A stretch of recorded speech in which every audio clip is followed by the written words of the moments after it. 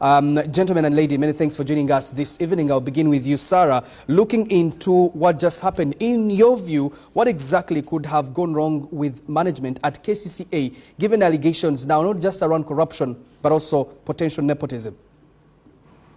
Well, I think the capital city of Uganda was messed up by the creation of the authority. 14 years ago, when the Kampala Capital City Authority Act was enacted by the central government to wrestle power from the elected leadership of Kampala, the city was messed up. The confusion started with the more competent Jennifer Musisi and how the two groups of leadership paying allegiances to different sources could not work in harmony, however competent she was. Then came Dorothy Chisaka, and there was evidence that many cooks indeed spoiled the broth. Dorothy had no clue on how to run the city. We found ourselves in a mammoth of potholes, rubbish all over the town. The city became dirtier. The improvements that Musisi had put forward disappeared, and later the mess that led to the loss of lives through negligence by those in leadership. And I think that is evidence that people without experience in running cities should not be returned to the capital city of a developing country like Uganda. But also we need to rethink the leadership.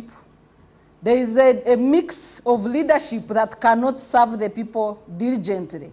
You have the central government take over with the minister and minister of state and technocrats, and the elected leadership with councillors. This mix cannot offer effective delivery to the people. The management of Kampala City should be returned to the voters to determine who leads them, and the people are able to hold their leaders accountable, like democracy dictates. Well, at least according to the KCCA Act, I'll come to you, Council Aaron Chiza.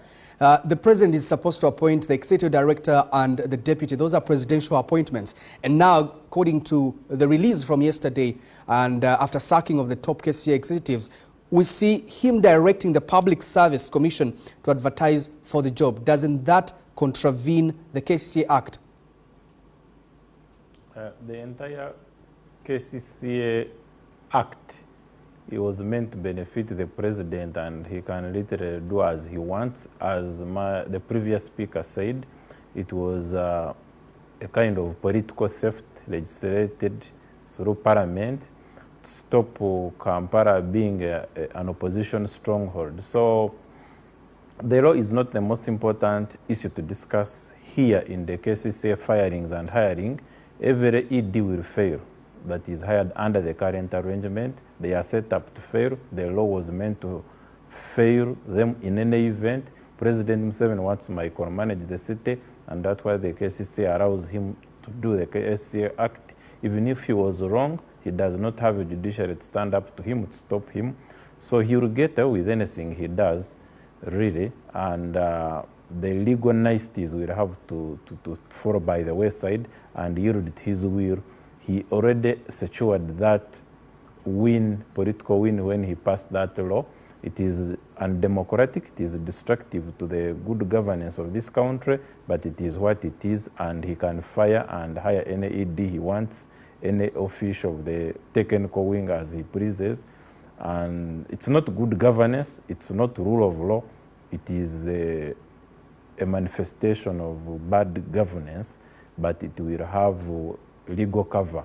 It will have judicial blessing. It's not going, the judges are not going to stop Museveni. The Attorney General is not going to advise Museveni properly, and Museveni is not interested in that advice anyway. He's playing politics. Council, let me stick with you a little bit. What I get from you, even looking at the document yesterday, the IGJ report, at least that was published, part of it points to criminal negligence. Do you think that someone should be held accountable and should be brought to book legally?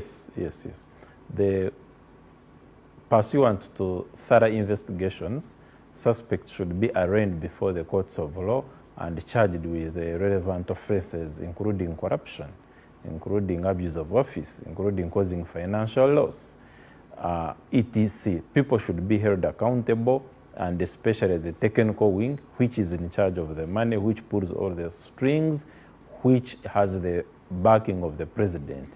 To be very sure, the president is part of the KCCMS, but he's using these guys as four guys, and yeah, they knew that what they were signing up to when they signed up to be ED, deputy ED, whatever else in the KCCA technical wing. You are mere puppets of the president. He will always dispose you off when it is politically convenient. That's what he has just done. But in this case, not only are you puppets, but you are also criminals. People died in Chitezi. People should be in detention for that. Property was destroyed. People should be compensated, and the people should serve criminal sentences. And I would be happy if the three of them end up in Luzira. It will probably be a lesson for some people not to accept these poisoned chalices that are dangled before them by President Museveni. There are things that people should refuse to accept, or they should resign as soon as they realize if they are ignorant about the political and other consequences. Let me get to Honorable Perez Ahawe. Honorable, while you were Minister for Local Government, is this the KCCA that you envisioned? If not, at what point did it veer off the road?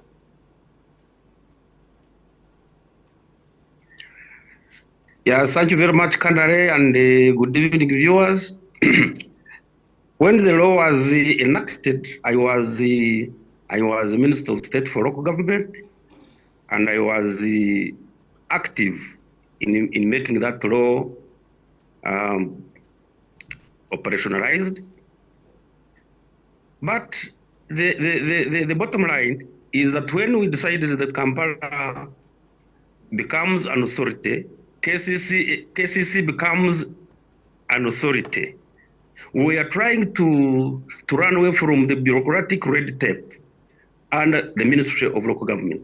We are trying to create an entity that had the authority and the vigor to run the city independent of political, interference, political red tape. But along the way, of course, you'll find that, appointing ministers, it was not envisaged in the law. Although we put that some minister be responsible for, not necessarily minister for Kampala, but minister responsible for Kampala. That's the reason why, at the beginning, the Minister for Presidency was always the minister responsible for Kampala. Second, the Executive Director for Kampala is supposed to be accountable to Parliament. That's why the ministers of Kampala don't have a direct influence in terms of resources other than approving budgets and cabinet. They have no specific authority over what happens within the authority. So along the way, there is something that has been happening, but also that contravenes the law for Kampala. For example, the president is supposed to appoint the minister, the executive director, in consultation or on the advice of the Public Service Commission, the director for health in consultation with the Health Service Commission, the director for education in consultation with the Education Service Commission. But these things don't work that way. So it borders on appointing people for political expediency. This is what I think. This is my view. Secondly, resources. As long as Kampala Capital City Authority does not have the adequate resources to run the affairs of the city, all these things are nothing but will repeat themselves with the time. Look at the potholes. Look at the floods. Chitezi is simply an example, an explosion that erupted just once. But I doubt whether Kampala Capital City Authority has resources, adequate resources, to handle those challenging problems within the authority. All right, stay with us, Honorable Perez. Sarah, let me come to you. We want to understand, when you say that the entire KCC Act is a problem and systems cannot function under the current structure where Kampala is actually said to be over-governed. You have a Lord Mayor in the political wing, you have KCCA, Executive Director and the Deputy, then on the other side you have two ministers. Some say Kampala is overly governed. Would you call for a KCCA Act overhaul?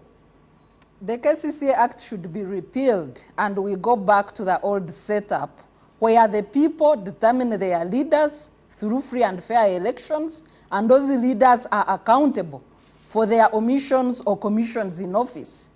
When you look at the three dual leadership at KCCA, you have the council, which forms the parliament. You have Lord Mayor and the Deputy Mayor, they preside over the council, but there's also a speaker of the council. Then you come to the executive directors, powerful directors at KCCA, under the executive director. Then you have a minister and deputy minister. What are they governing? They are three centers of power, and that's the confusion that has led to the negligence of killing people. The negligence of the shabbiest town in Africa. There is no capital city looking like Kampala in the whole of Africa. Even poorest countries have neat cities than the potholes we swim through in this town. What kind of leadership is that? I think everybody should have seen that the KCCA Act authority maneuvers have failed. The hijack of the people's mandate by the central government has failed. Unfortunately, it has caused the loss of lives. Let's repeal this act. Let's accept our failures and let's save the best we can as Ugandans. Sarah, what if there is no political will to repeal the KCCA Act in the current governance structure, even the politics in Parliament? What if there is no political will? How else do you think the KCCA crisis and problem should be dealt with?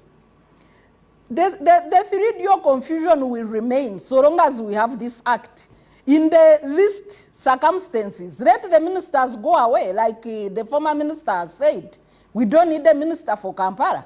Let there be a minister overseeing Kampala. The minister and deputy minister for Kampala should go away. Those are idle posts. The political egos should be set aside, and everybody in leadership should concentrate on serving the people to the best means they can, other than serving their political egos in a city that is opposition dominated.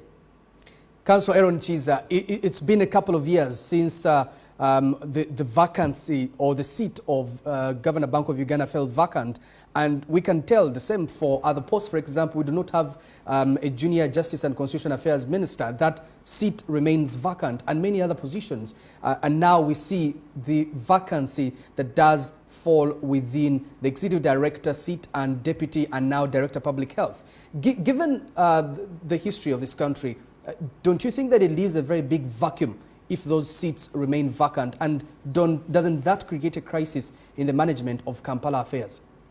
Well, the crisis is already there in the management of Kampala affairs. It will only deepen and steepen. And talking of the governor's office and the other office you alluded to, it shows you that there is a trend of offices falling vacant, and the responsible person, by which I mean President Museveni, refuses to appoint people to govern, and when he ultimately appoints, sometimes you have question marks of the appointees. The good example is the Uganda Human Rights Commission, 2 years to appoint, and they appointed the wrong person for the job. So it is a crisis in the KCCA. The crisis will steepen and deepen, but if President Museveni can eat humble pie and scrap that law called KCCA Act, which is really confusion legislated, and restore power to the people of Kampala to elect their leaders, and the leaders have ordinary technical staff, not people with presidential wings flying around the politicians, then we probably can hold our politicians to account. Right now, you can't hold the politicians to account because you know they are powerless. Well, very many thanks for that. Honorable Pereza Hawa, and lastly, my last question to you is the two former speakers are calling for the overhaul of the KCCA Act and a repeal of the KCCA Act. You are fundamental in making sure that this act does succeed inside Parliament. Would you call for the same? Or what would be the tangible solution today as we speak? Thank you very much. I have a few problems with that approach, because even if you brought back Kampala to the Ministry of Local Government, for example, you will still have a permanent secretary appointed by the president. You will still have a minister presiding over the entire entity. So you have solved you have not solved the big problem. My view is that as much autonomy as possible should be left to the authority to manage themselves. Like I said, the executive director is accountable to Parliament. Let them make their budgets, and the budgets are passed by Parliament, and they should not be varied. Two, there must be non-interference in the operations of Kampala. I have a lot of doubts about the leadership, especially the Kisaka leadership, because when Musisi had a lot of resources, you could see she managed to change Kampala within a very short time. But I think by appointing Kisaka, who seemed to be a weak leader, there must have been a lot of interference, a lot of encroachment on resources. I have no particular, I can't point a particular finger to anyone, but you could see there is no sane person who can preside over a situation that is in Kampala, the floods, the potholes, and then you bring the army to start repairing the roads. Why wouldn't you give the money to the authority to manage themselves? You think Kitezi was seen the other day? Kitezi must have been seen for many years. But because of lack of resources, because of denying adequate resources to authority, and probably a lot of interference in the operation of the city, created all these problems.